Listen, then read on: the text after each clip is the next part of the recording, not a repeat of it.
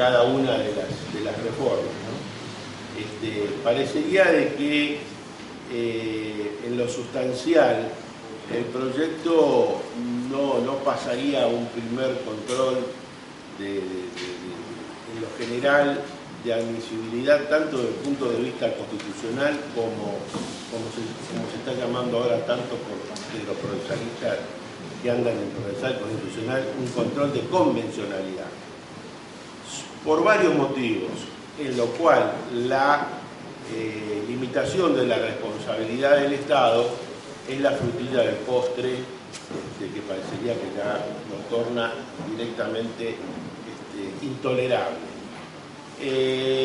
Además, el proyecto, es importante por ahí que mejor no se fatiguen leyendo cada uno de los artículos, pero en lo que hace a las observaciones en general y después las conclusiones, es donde más o menos intentamos con la doctora Tosini poner las apreciaciones más importantes, que se ve que surgen de la simple lectura.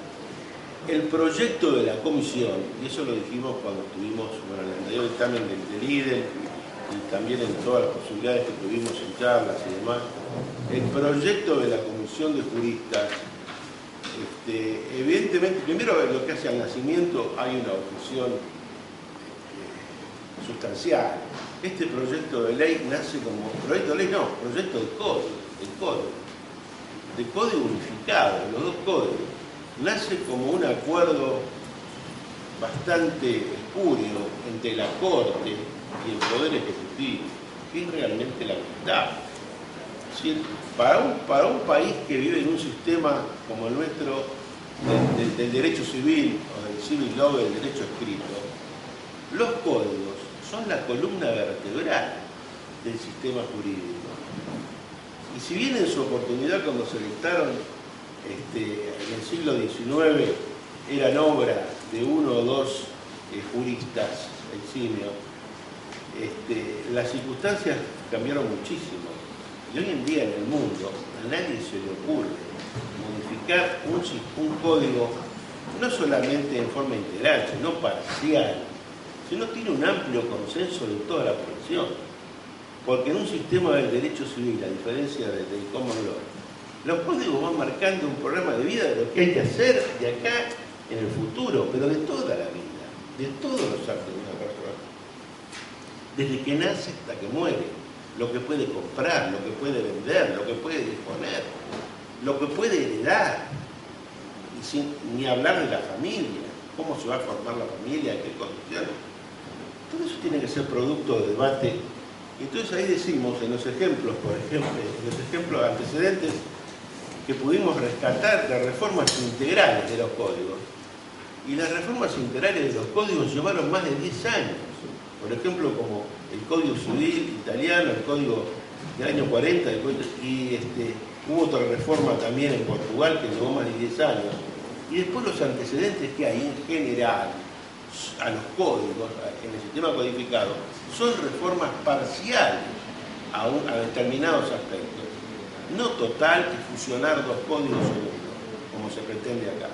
Es decir, el apresuramiento, la forma como se manejó, tanto la vez pasada como ahora, y sobre todo el carácter del cuidado de piedra que tuvimos los abogados, que somos los conocedores del tema, los que operamos, trabajamos y vivimos con los problemas jurídicos, en el cual pareció que esto fuera el atributo exclusivo de 100 muy buenos juristas, pero fueron 100 juristas que trasladaron su pensar doctrinario y además de todo el proyecto surge que está aborcado o influido de una ideología claramente liberal como ningún código del mundo.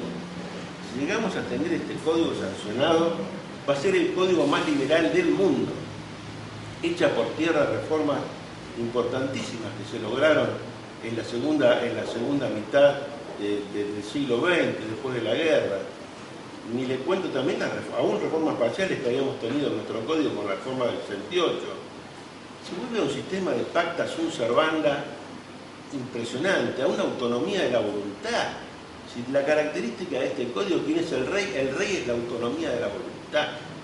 El código recepta todos esos cambios que hubo a partir de los felices 90 en el mundo, cuando el capitalismo venció al comunismo y solo empezó a marcar las reglas del juego en el mundo, y con la globalización se esparció por todos lados y trajo fundamentalmente una anglosajonización del derecho civil, y empezaban a caer institutos que antes no conocíamos y que lo fuimos aceptando, y medio que no sabíamos lo que eran, desde la mediación, el fideicomiso, el franchise y un montón de cosas que antes, eso vino de nosotros. Bueno, este código lo cristaliza y lo hace mucho más, y llega a extremos que son impresionantes.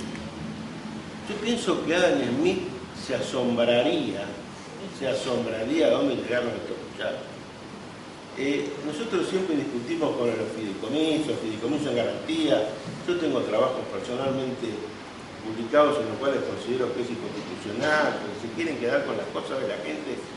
Y la filosofía es la siguiente: el pacta sunt servanda. El que firmó un contrato lo tiene que cumplir y no lo puede revisar nadie. Y el código se anima a decir que los jueces no podrán revisar.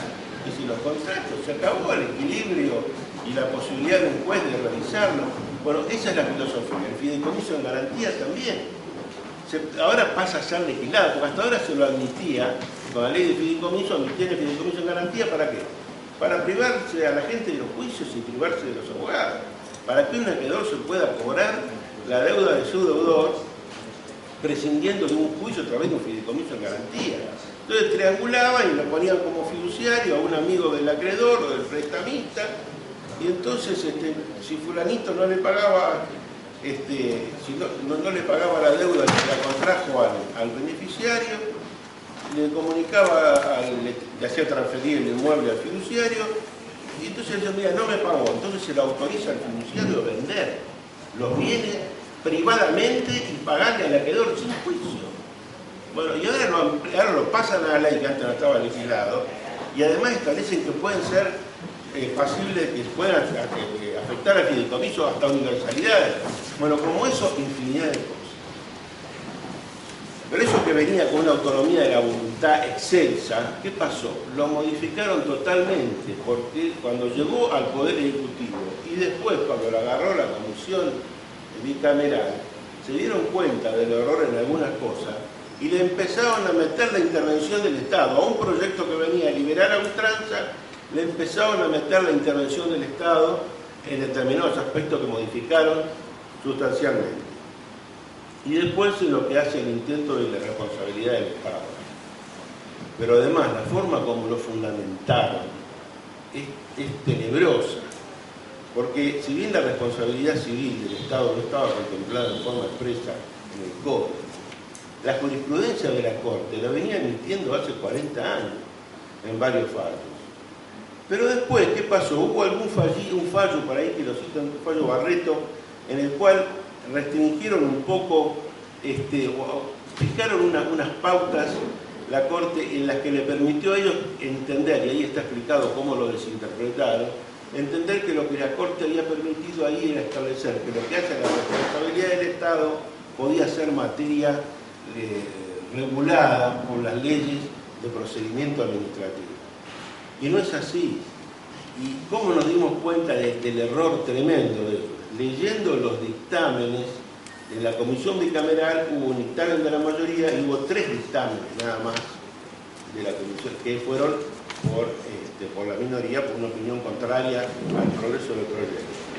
Y en uno de los dictámenes, uno es de Camaño, Camaño, otro es del Partido Radical, de la UCR, y otro es de Tonelli. Estaba en el radicalismo y está en el dictamen de Tonelli es muy profundo y le demuestra cómo interpretaron mal ese fallo de la Corte, que no le decía que la responsabilidad era administrativa. Lo que estaban discutiendo era si había jurisdicción originaria de la Corte para intervenir en cuestiones de responsabilidad civil o no. Y ahí la Corte dijo, no es originaria, tienen que ir a la provincia y regirse por el derecho administrativo. Pero en lo que hace a la jurisdicción, no que la facultad para legislar sobre la responsabilidad podía ser sacada del Código Civil. Bueno, como es todo. Evidentemente, como quedó, es una ensalada mágica que Dios quiera por todos nosotros, que nunca se apruebe y que nunca salga. Tiene infinidad de personalidades. Y en lo que hace a la responsabilidad del Estado, ahí le dedicamos todo un capítulo en el cual no somos magos ni nada por el estilo, sino que recurrimos a la ayuda y al asesoramiento de gente especializada en materia de proceso internacional y sobre todo de derechos humanos, que nos nutrieron de todos los antecedentes por los cuales esto no pasaría el filtro de un control de convencionalidad. Porque estos muchachos van a contrario del mundo. A partir de la Segunda Guerra Mundial, así como el siglo XIX fue el siglo de la soberanía de los estados, estaba el Estado por arriba y el individuo abajo. Después de la Segunda Guerra Mundial, a través de todos los tratados de derechos humanos, la figura primordial es el ser humano, y abajo está el Estado que debe respetarlo.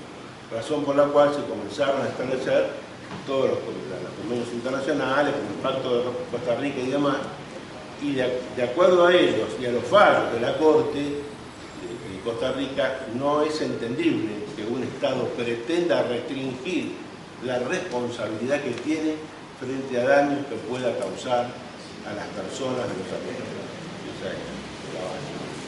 El Estado y los funcionarios. Y los funcionarios. Exacto.